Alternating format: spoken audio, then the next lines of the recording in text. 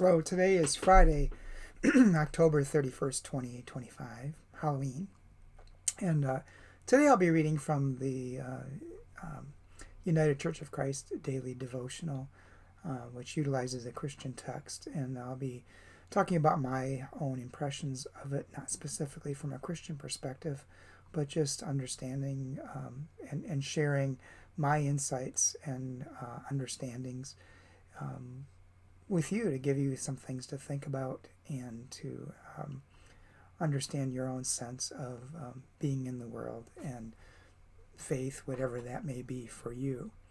The devotion I'll be reading today is entitled Something Woo This Way Comes," written by Molly Basket, and Molly bases the devotion upon Acts chapter 10, verse 15, New International Version. The voice spoke to Peter a second time, "Do not call anything impure that God has made clean." And Molly writes, "Christianity is a clever animal.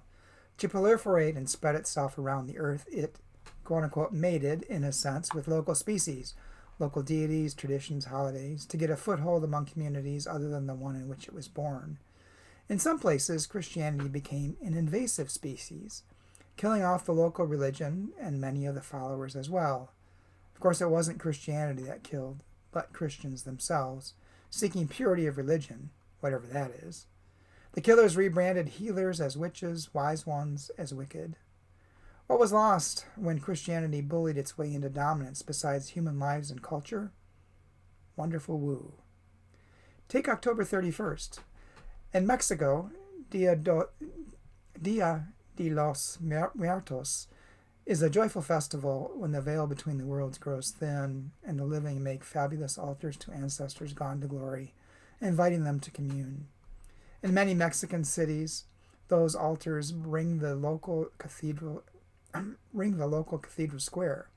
There's no daylight between Christian and pagan worship.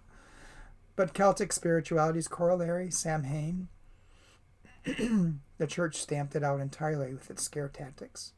A remnant lives on in Christian hell houses that preach judgment against anyone who departs from the one true way, and for everybody else. Candy, truly turning modern Hallowe'en toothless. I, for one, am ready for a little more woo in my life. In the book of Acts, God turned sacred what had been thought profane, so Peter might have an expanded understanding of God's reach and love. We too can move past purity tests and tribalistic taboos to embrace a bigger, more complex understanding of life, death, and the divine. And Molly's prayer. Ancient of ancients, thin the veil. Bring me into communion with your people and your power in all the ways that make good. A lot of different thoughts came to my mind as I was reading this. And one is, yes, the truth of Christianity and how I think actually it became embedded in empire and co-opted by empire to control people, to obtain wealth and power, and that's really when it lost its way, and we're still seeing repercussions of it today, especially in the United States, with Christian nationality. It's just bizarre to me.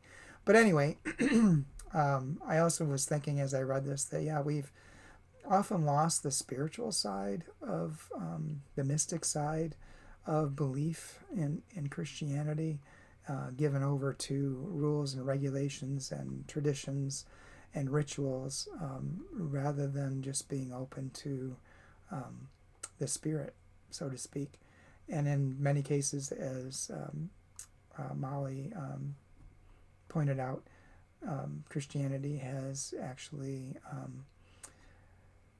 taken away or hidden or destroyed much of the mystic traditions that it encountered, trying to take control over everything themselves. Missing completely, I think, the whole point of the story of Jesus as written in the Christian texts, and even the story of God and the prophets in the Hebrew texts, and even I would say in the fanatics in all traditions completely miss the whole point. Even in Islam, Judaism, Christianity, the fanatics get swept up in power and control, and missing the point about caring for everyone in our midst, those that came before and those that will come in the future, and those who are present among us. So those are all my kind of thoughts as I went through this. I think it's also important to understand how many of the traditions we have today were from this co-opting of quote-unquote pagan traditions by Christianity, and they've been normalized and defanged, if you will, by Christianity, robbed of their real power and strength and compassion and love, and turned into something far different than what the original traditions were really all about. But anyway, those are my thoughts. Maybe it's given you something to think about this day on Halloween. I know my friends in Ohio, Halloween trick-or-treating actually takes place usually on a different day than actual Halloween. Some towns it's the Saturday before, some towns it's the Thursday before Halloween. Even if Halloween happens to be on a Thursday or a Saturday, it's usually the week before, which was a really strange thing for me coming from Michigan initially. But here in Michigan, I believe most of the communities still celebrate Halloween on Halloween, and that is tonight. So hope you have fun. Hope you enjoy the children dressing up and having a good time, and hope you can enjoy some candy yourself.